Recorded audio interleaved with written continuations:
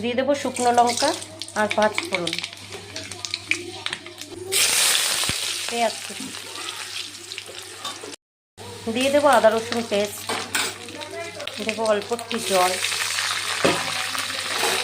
এবার ভালো করে মিক্স করে নেব।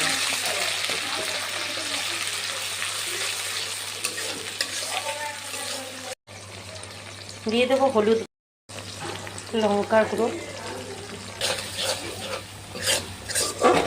এবারে দেবো পিস করে কেটে রাখা পুঁই শাকের ডাঁটা আর আলু, লবণ। এবারে ভালো করে মিক্সড করে নেব।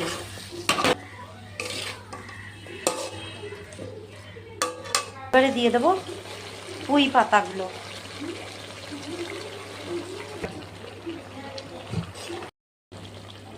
পিস করে কেটে রাখা মিষ্টি কুমড়ো,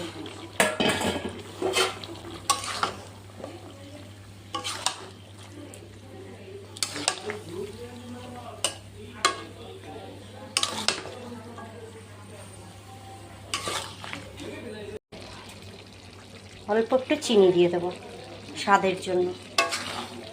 এবারে ভালো করে মিক্সড করে নেব। সব কিছু গলে গেছে, এখন রান্নাটা রেডি হয়ে গেছে।